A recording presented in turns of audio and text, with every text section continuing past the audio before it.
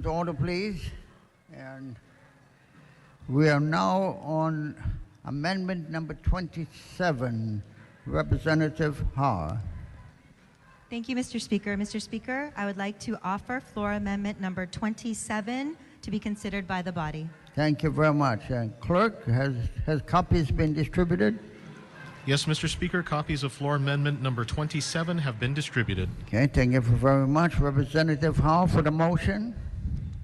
Thank you, Mr. Speaker. Mr. Speaker, I move to adopt floor amendment number 27. Is there a second to the motion? Speaker, I second that. It has been seconded by Hashem. Okay, Representative Haar. Thank you. Thank you to the representative from Hawaii Kai, or excuse me, Kahala. Thank you, Mr. Speaker. Mr. Speaker, I move for the adoption of floor amendment 27. Again, this is a friendly amendment. Mr. Speaker, on page 11 of Senate Bill 1, House Draft 1, this is section 6 of the marriage statute, section 572-13. And this section discusses those who solemnize, those who actually solemnize a marriage, a ceremony. And in section B of the marriage statute in 572-13, it states, marriages reported by whom?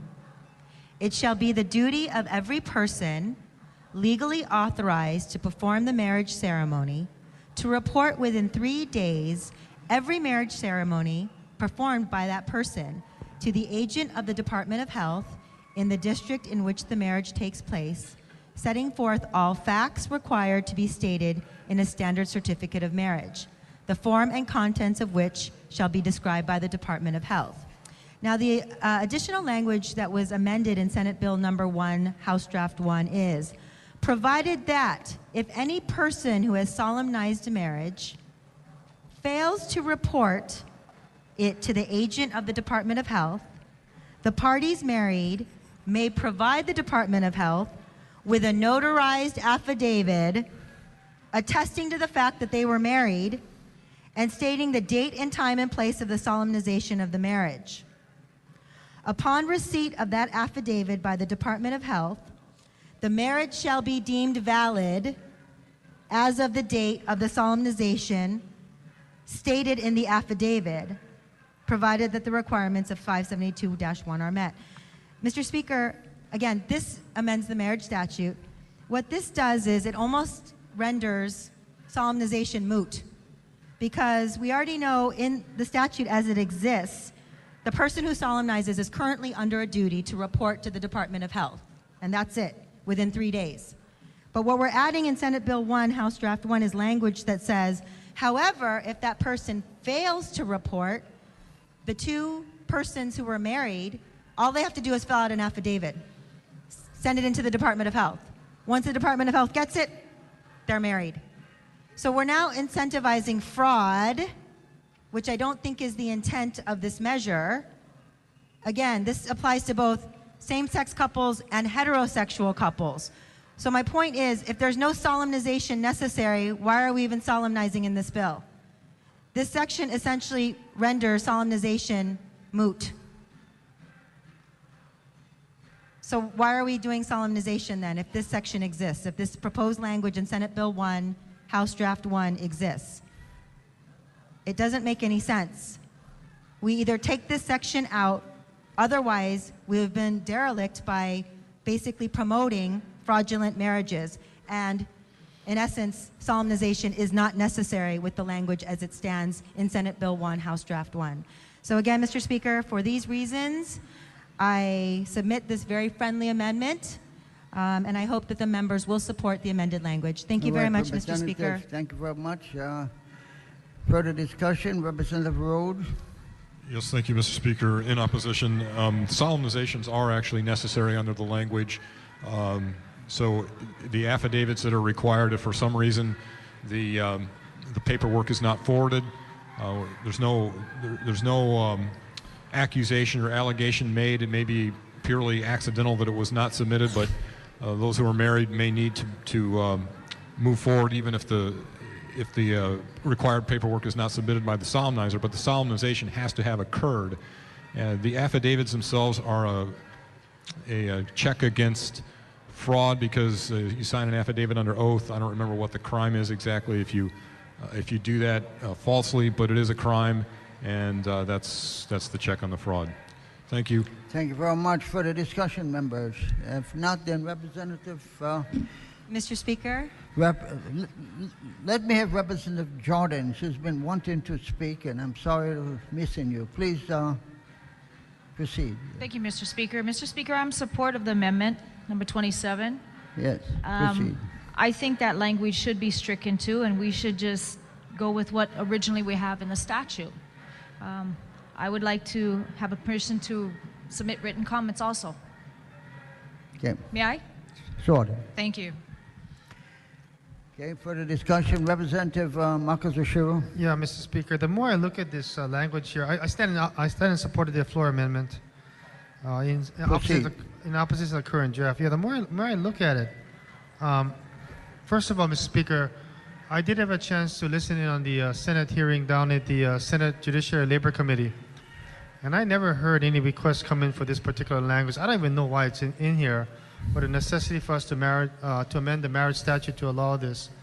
It seems quite extraordinary given the requirements for the solemnizers who have to basically submit the proper paperwork within the requisite period of time that they in fact solemnize the union of the couple, which requires the solemnizers to be there physically along with the couple in the state of Hawaii. And those requirements are important because, again, to submit to the jurisdiction of the state of Hawaii and the laws therein. So I really don't understand why you would want to allow something like this. If the person is habitually late in submitting their solemnization documents, perhaps we should rescind their license or their permit to solemnize marriages. I don't know why you would want to do something like this and basically create a situation where a third party, not involved in the solemnization of the marriage ceremony, Mr. Speaker, to be faced with this conundrum of not having the proper documentation, and yet, from their perspective, warranting or perceiving a marriage ceremony and all the accoutrements thereof, and from that perspective, moving forward, believing this couple may or may not be married in this instance without having the proper documentation. So I don't understand the necessity for this. Furthermore, Mr. Speaker, in the Judiciary and Finance Committee, again, I didn't hear any testimony regarding the necessity for this amendment to our marriage laws. Again, the basic laws require a solemnizer who is there to witness that you have these component requirements to be physically present, the solemnizer, the two people getting married, all in the same place at the same time on the same date. That's part and parcel of how we assure the integrity of our system. So I don't really understand why you have this here, and I support the current floor amendment. Thank you, Mr. Speaker. Thank you, Representative and Representative Hall, for your final rebuttal. Thank you, Mr. Speaker. Mr. Speaker, I very much appreciate the comments made from the Chair of Judiciary.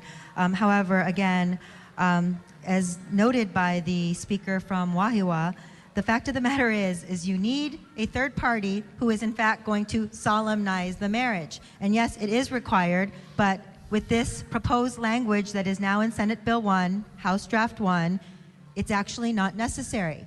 If for whatever reason the solemnizer forgets to submit his paperwork to the Department of Health, the two parties now do it. Now again, this doesn't only apply to same-sex couples, it applies to all couples.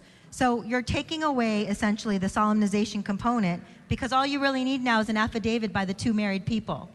Again, I don't think that's the intent of this language, Mr. Speaker. We're entering into very dangerous territory. Why are we having solemnization if we're going to have this language in there? While I respect the Judiciary Chair's comments that there are checks and balances, the fact of the matter is if people understand the statute, there does not in fact have to be a solemnizer, and there could in fact be fraud. And I don't think that that's what we're supporting. So again, for those reasons, I offer this very friendly floor amendment. Thank you, Mr. Speaker. Thank you very much, Mr. Speaker. Representative Psyche. I call for the question. Question has been called. Second. Is there a second? It's moved in second to call for the question. Before we go into it, you'll be given an opportunity to submit comments. Anybody on my left want to submit comments? Representative Hahn? May I request permission to enter additional written comments into the Thank journal? you. So ordered. Thank you, Mr. Speaker. Representative. Anyone else on the left submit comments? Anyone in the middle to submit comments? And on my right, anyone to submit comments? There's none, then we're going to call for the question on the issue. All those in favor on the question to cease debate signify by saying aye. Aye. Those opposed, nay. Motion is passed. Now we're back to the amendment number 27.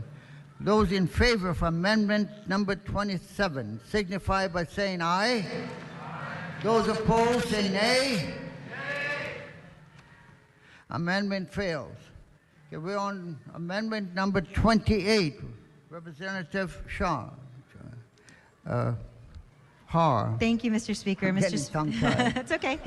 I get called Shar Har a lot. It's okay. Mr. Speaker, I would like to offer floor amendment number 28 to be considered by the body. Okay, thank you very much.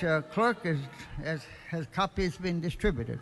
Yes, Mr. Speaker, copies of floor amendment number 28 have been distributed. Okay, thank you very much.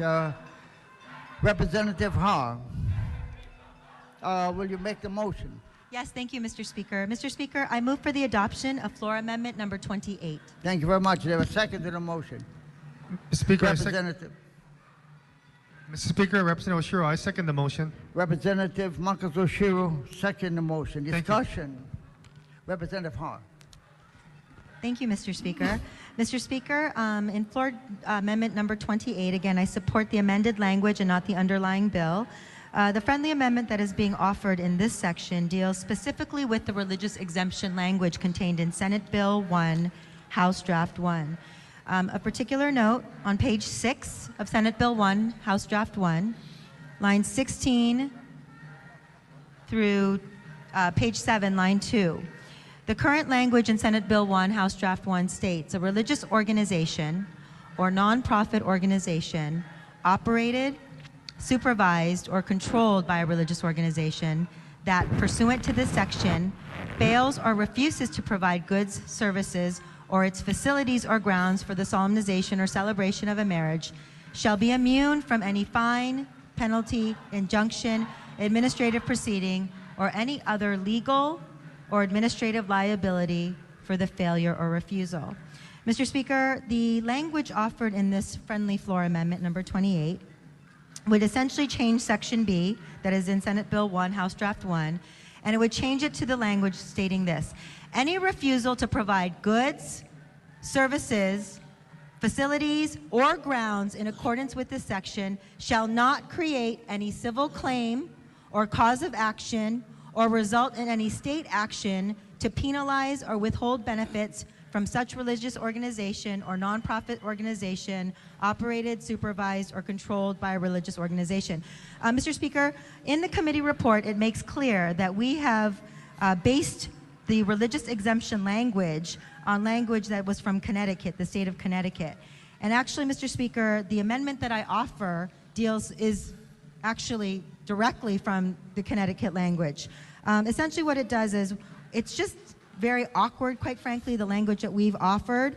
We don't deal with civil claims or causes of action, which all the other states do. This is the language, the language that I've offered is prevalent in all of the other states that have same-sex marriage with respect to causes of action, civil claims, or state action. The language that we have is tenuous because you're dealing with damages at the back end instead of dealing with a claim or cause of action on the front end. I think the point here is that we really want to ensure that no complaint can be filed for an alleged breach of this religious exemption clause. So that being the case, what we want to do is ensure that from the outset it's clear, no cause of action, no civil claim, no state action can be taken. And therefore, for those lawyers of us in the room, a Rule 11 motion will therefore be granted. With the language that's currently in Senate Bill 1, House Draft 1, it makes it a little bit tenuous as to whether you would whether you could survive a Rule 11 motion. So, sorry, I don't mean to get into the minutiae, the legalese, but for those lawyers of us in the room, it's a little bit tenuous, quite frankly, and for those reasons, I do offer this friendly floor amendment. Thank you, Mr. Speaker. Thank you very much, Representative. For the discussion, Representative Rhodes, you wish to comment? Representative Rhodes. Anyone else wish to comment on this issue? Mr. Speaker? Yes, Representative Marcos Oshiro. Yeah, I rise in support of this floor amendment. Please proceed. Yeah, this is a very important floor amendment, Mr. Speaker, because it's part and parcel of the so-called protections that are given to religious institutions, solemnizers, or the use of their facilities. If this particular provision regarding the immunities or privileges of the religious solemnizers is deemed to be unconstitutional or invalid, then in effect you have no protection for the religious institutions of any cause of action that could be brought against them or any defensive claims that they may be able to raise when the claims or charges are brought against them. And what that means, Mr. Speaker, is that this entire portion of the act or the bill or the act could be ruled invalid or unconstitutional and could be challenged. And as been said many, many times before, if this particular provisions that supposedly provide protections to the religious organizations, even this narrowest of senses, and the narrowest of purposes fall away, there is absolutely no protection of the law for non-solemnization. And what that means, Mr. Speaker, is that they would have to comply with the other rules or regulations requiring the solemnization of marriages or face penalty, fine, or even the loss of license. And I think that's why it's so important for us to go back in and to correct this deficiency in this draft. If we do not do that, the concern that I have, the fear that I have, is that this particular provision could be ruled invalid, unconstitutional, and thereby not provide any of the protections that we apparently seek to provide to the religious institutions regarding solemnization of marriages and or use of or lease of their facilities. For those reasons, Mr. Speaker, I stand in strong support of this floor amendment. Thank you. Thank you very much, Representative. Further discussion on this item? Representative Hart, would you wish to defend Marcus or yourself? No, Mr. Speaker. Mr. Speaker, may I request permission to enter additional written comments into the journal, as the chair did not rebut this point. Thank you very much. Thank you very much. Further discussion? If not, Representative Saiki. Representative. Mr. Speaker, I call for the question. Question has been called. Representative Rhodes? Second. It has moved and seconded to call a question. We'll begin at my left. If those want to have any written comments, please signify. Those in the middle. Yes, Representative Marcos Oshiro. Thank you, Mr. Speaker. Written comments in the journal, please. So ordered. Thank you. Anyone else? Written comments. Okay, on the right, Representative Foley. Mr. Speaker, written comments, please. Thank you very much. So ordered. Anyone else? If not, then we'll call on the motion to cease debate. All those in favor to cease debate signify by saying aye. Aye. Opposed? Motion passed. Now we're on the main amendment number 28. Those who wish to vote for amendment number 28 signify by saying aye. Those opposed signify by saying nay. The amendment fails. We're on amendment number 29. Representative Har. Mr. Speaker, may we have a brief recess, please? Recess. Thank you.